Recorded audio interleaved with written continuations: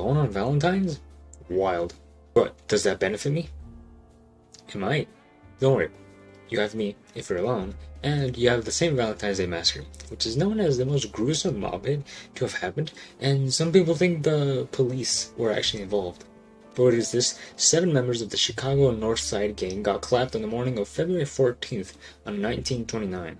These 7 men were lined up against a wall and shot by 4 unknown people. 2 of them dressed up as the ops. Let's give a little background to this though. During the American Prohibition, people weren't allowed to drink. That meant no Mountain Dew Pitch Black for those 21 and up. During this time, Bugs Moran, the man who ran the North Side Gang, was fighting for control of organized crime in the city of Chicago against the guy from epic rap battles, Al Capone. Rap so hard, call me Al Dente. A couple of notable events happened in order for the massacre to take place. Supposedly, 1. Moran with fellow gang members drove by a hotel in Cicero, Illinois, where Capone was said to be having lunch and lit the place up with 1,000 bullets, quote unquote. 2. Jack Machine Gun McGurn, an associate of Capone, had survived an assassination attempt by Pierre and Frank Gusenberg, which was ordered by Moran himself. 3. Look at these names. The North Side Gang had killed Pasqualino Patsy Lolordo and Antonio the Scourge Lombardo, former presidents of the Union Siciliana, associates of Capone. Like how Italians just sound Hispanic, but they're not. And 4. A $50,000 bounty was placed on Capone. With these events, McGurn met with Capone, and Capone is said to have agreed to fund an assassination attempt on Moran, with McGurn being placed in charge of it.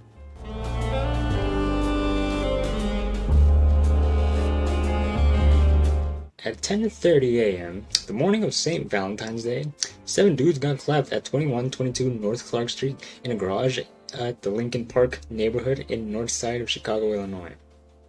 That's a whole lot of shit to say right there. The plan: lure Bugs Moran and at least 2 or 3 of his lieutenants to a warehouse in North Clark Street, there we go, and shoot them. We don't do professionalism here, that's why I have that username.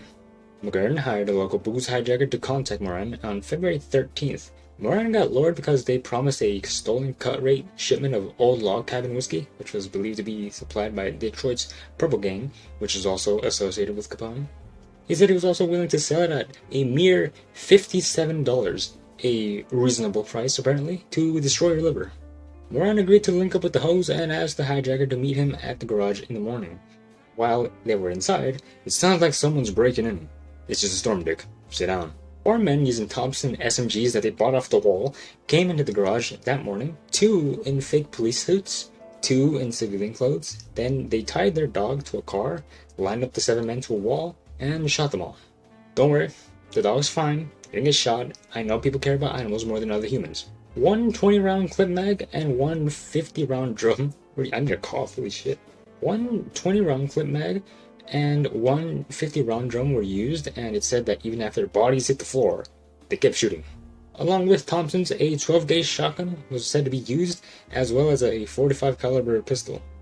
The victims included 5 members of the North Side Gang, along with an optometrist and an occasional mechanic of theirs. Moran's second-in-command and brother-in-law, James Clark, Adam Heyer, the gang's bookkeeper and business manager, Albert Weinshank, Frank and Peter Gusenberg, Reinhard Schwimmer, the optometrist, and John May, the mechanic. Yeah, Bugs Moran wasn't killed there. Shocker. It's thought that the killers mistook Weinshank for Moran, as they were said to have the same build and same colored coat that day, and once they saw him go into the garage, they assumed it was Bugs Moran. However, Moran himself missed the shooting because he left the hotel a little late, bruv. Moran did make it to the garage though, but he had seen a police car and thinking it was raid, he stayed away. Moran, along with fellow gang member Ted Newberry, had come across another fellow gang member, Henry Gusenberg, and warned him to retreat, and Moran himself retreated to a nearby coffee shop. Another Northside gang member, Willie Marks, had also spotted the police car, but before he dipped, he wrote down the license plate and left the neighborhood. To give the illusion of everything being in control, 2 men in the normal clothes came out with their hands up, and the 2 in the police outfits were arresting them.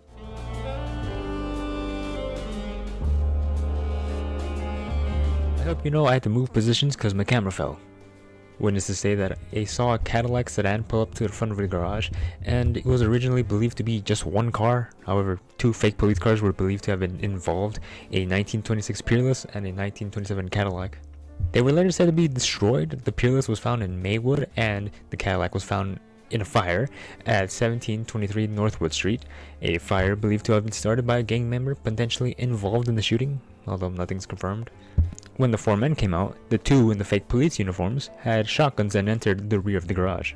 They found Schwimmer and John May, then proceeded to line the men up along the wall. Then, they had the 2 others in civilian clothes come out after them while the 7 men weren't looking. 2 ladies named Alphonsine Morin? I don't know how to pronounce this lady's name, and Jeanette Landisman, I really hope I also pronounced that very right, had apparently heard gunshots and had been the ones to call the police. When the Chicago police had arrived, they found the only survivors, Highball, the dog that was tied up, and Frank Gusenberg, who was found crawling on the floor.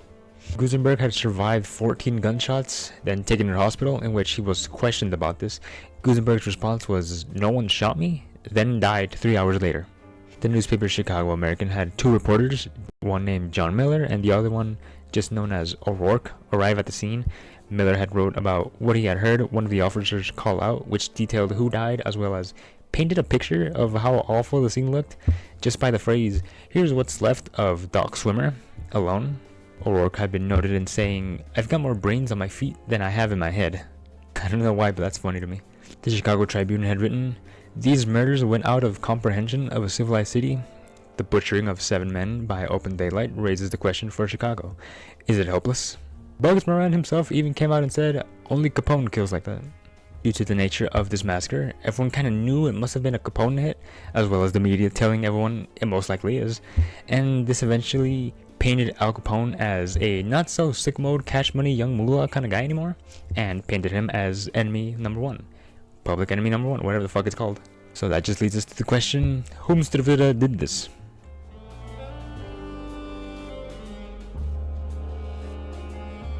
Obviously, the first suspect is Al Capone himself, so let's get him out of the way first. Just like your girlfriend from elementary who goes to a different school, conveniently, Al Capone wasn't there in Chicago at the time of the shooting. Instead, he was vacationing in Florida. Capone was said to have met with a solicitor, which means he had an eyewitness to his location, and while it's widely assumed it was him, he also received a summons to testify, but he never showed up. Al Capone then went unpunished due to lack of proof, so as far as we know, it wasn't him, at least in terms of who shot these people. But let's back that ass up a little bit, shawty, and let's see why it's widely assumed to be Capone's doing. The police were well aware of Moran hijacking Capone's Detroit-based liquor shipments. This in turn leads them to look at Detroit's Purple Gang, and the mugshots of Purple Gang members George Lewis, Eddie Fletcher, Phil and Harry Keywell had been identified by 2 landladies who lived directly across from the site of the massacre. Then they would later waiver this, and these men were questioned, then cleared. The Keywell brothers were said to have been the lookouts on that day, but another account kind of messes with that, so we'll get to that one later. Still on the topic of Purple Gang, the Cadillac that was set on fire earlier, its engine number had been tracked down to a Michigan Avenue dealer who sold the car to someone named James Morton of Los Angeles, and the garage was rented by a man named Frank Rogers. So the police couldn't find anyone with those names. However, the dumbass of the man using the Frank Rogers name gave the address of 1859 North Avenue. Dude actually kind of doxed himself, fucking Sky Jackson moment. Kind of. The address was actually the neighboring address of the Circus Cafe, which was ran by a man named Claude Maddox, a former St. Louis gangster with ties to the Purple Gang, St. Louis Gang's Egan Rats, and Al Capone himself. The next suspect was reportedly seen minutes before the massacre had happened, a block away from 2122 North Clark Street. Jesus, I couldn't say that one. Truck driver Elmer Lewis had almost been hit by what he believed to be a police car, and he was waved off by the officer driving it. The officer, in uniform, was missing a front tooth. Board of Education President H. Wallace Caldwell had apparently witnessed this incident and also gave the description of the driver that matches Lewis's. This description then matched a man named Fred Killer Burke, a member of Egan's Rats Gang, which was suspected of helping Capone's mob hits. Burke was also known to use fake police outfits while committing the "What size money is that? Oh, that's my size, I'm taking it" 10 months later though, in December of 1929, Burke was found by the police after having shot and killed an officer named Skelly in Michigan. Then, they raided his ass. At his home, or bungalow, I don't know what a bungalow is, they found a stash of 2 Tommy guns and a bulletproof police vest. Then, Dr. Calvin Goddard, a forensic scientist, was brought in to help with the investigation, and he was actually able to figure out that Tommy guns were used. Goddard tested a range of multiple firearms and found out that 45 caliber bullets found at the scene matched the ones Fred Burke had in his stash.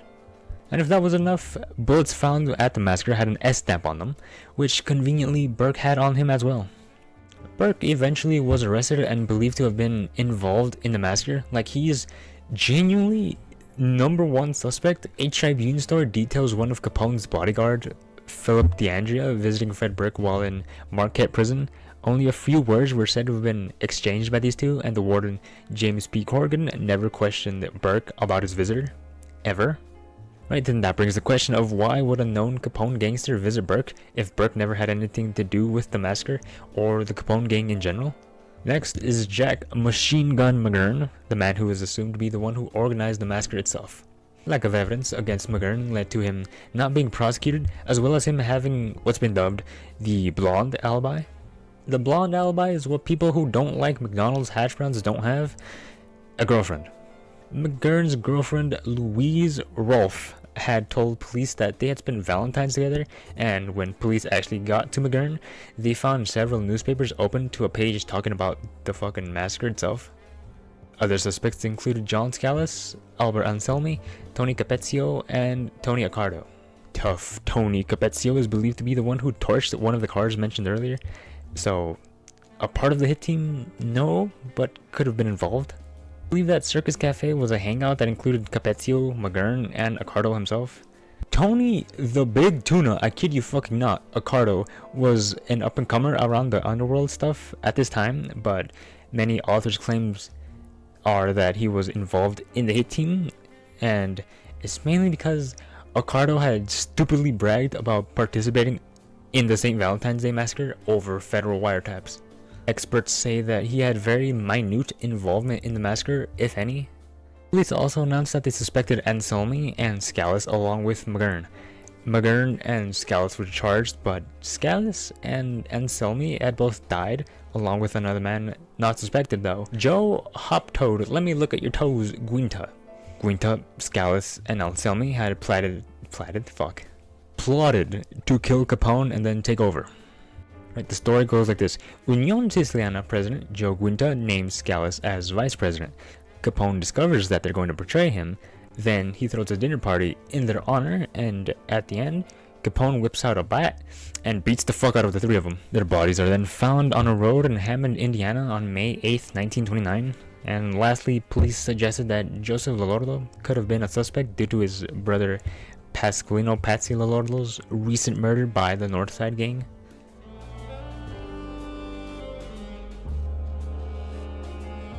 On January 8, 1935, a man named Byron Bolton had revealed to the FBI that he was involved in the St. Valentine's Day Massacre itself.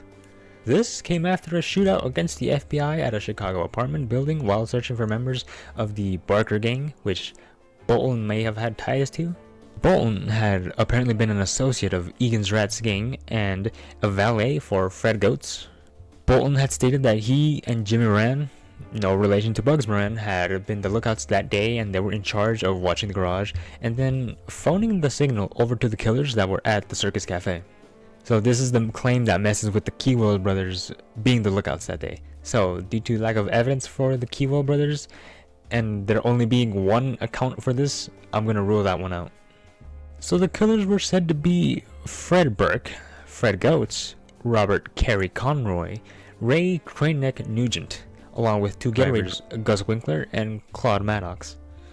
Bolton had also mentioned he had mistaken one of Moran's men to be him.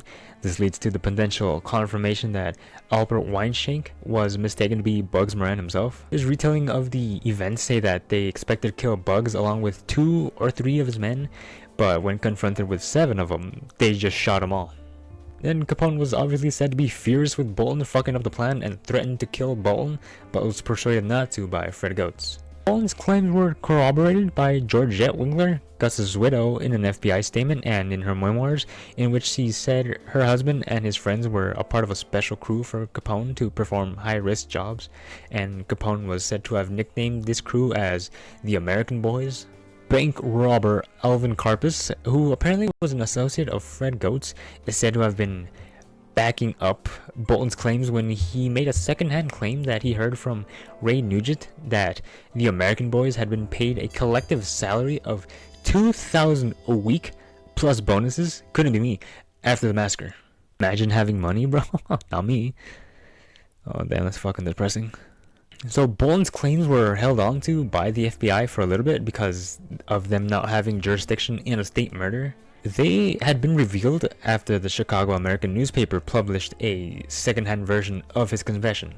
Therefore, Bolton's claims had never been investigated, and J. Edgar Hoover had actually stated in an FBI file on the massacre that he denied hearing any statements from Bolton. In these documents, Hoover suggests that the Chicago American had published the story without foundation, and even also suggested that if they were found to be tapping into FBI wires, they were going to be prosecuted.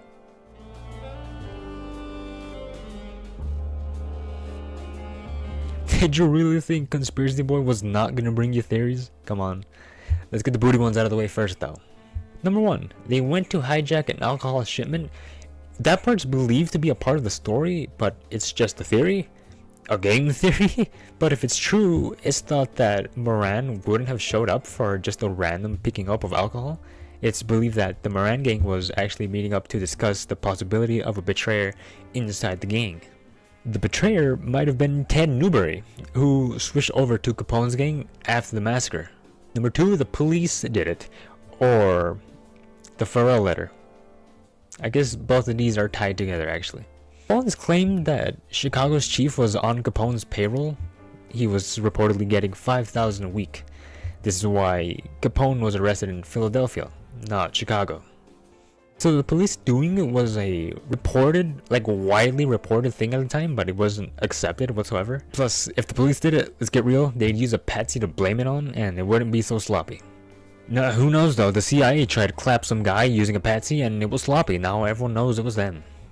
The St. Valentines Day Massacre FBI file has a small letter called the Farrell letter. Frank Farrell sent a letter to the FBI saying the massacre was actually a revenge hit for firefighter William DeVerne Jr., which was carried out by gangster William Three-Fingered Jack White. Jack White apparently carried out this revenge hit against the Gusenbergs, who had shot DeVerne. Three-Fingered Jack supposedly led the Morans to go into the garage. It supposedly solves many questions like why the Moran boys were there and why the police may have just looked away after the massacre. Like I said, these two are believed to be tied together, as the police may have been in on it as they were avenging one of their own. Author Jonathan Eig is a heavy supporter of this letter, but he's a dumbass because why would Fred Burke have guns that were used in the massacre? Jack White was in jail from 1926 until July 1929. He claims White could have bribed his way out for brief periods of time, but bruh, come on, why brief periods? Why not long term? White was a known cop killer as well. Cops were gonna let him stay in jail, let's be real. He also claims that Capone had little to gain with his operation. It's his main rival. It doesn't need motivation for gain. It's not about the money, it's about sending a message, as a wise man once said. Farrell's letter also says DeVerne, who was shot and killed in 1928. White was in prison at that time, so how would DeVerne get to White if he's dead? And I say that part because Eig says that DeVerne had gone to White to tell him that the Gusenbergs shot him. How is he gonna get to him if he's fucking dead? Chicago police also suspected Jack McGurn to be DeVerne's killer, and lastly, Farrell was a patronage worker. Why would anyone think he had good info? Alright, now for the sicko mode ones. 1. It was believed to have been a hit ordered by Moran himself. It's suggested that he grew tired of the Gusenberg brothers and had them killed. Potentially, maybe Moran thought they were going to be the betrayers, but was wrong. Also, the men in the garage were dressed in rather dapper, all-expensive suits. Not your typical booze unloading attire. And apparently they had thousands of dollars in their pockets, so robbery couldn't really be a motive. but I could only see one account of this, so just take that one with a grain of salt. 2. Hoover might be hiding shit. So first, even if it's not the FBI's job to investigate the massacre, shouldn't you let the Chicago Police Department in on the Bolton Revelations regardless? I don't know, even if Bolton didn't say anything, right? The Chicago newspaper was making stuff up. You should have at least told the police department that Bolton never said anything. So Hoover is actually known to have denied the existence of organized crime until the 1950s. And also, Hoover was a fucking bitch. That's like the US government coming out and saying, oh yeah, UFOs exist, but people still being like, oh, I don't believe in UFOs. That's actually it. I can't really find any other ones.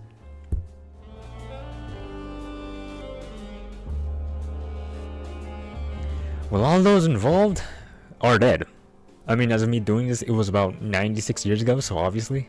But what I mean by that, Jack McGurn was shot and killed at a bowling alley, which is widely assumed to have been shot by Bugs Moran on February 15th, 1936. Fred Goetz walked outside Minerva Cafe in Chicago and got shotgun blasted in the fucking face on March 20, 1934. Fred Burke arrested on March 26, 1931 after being charged with murder of a cop and given life sentence.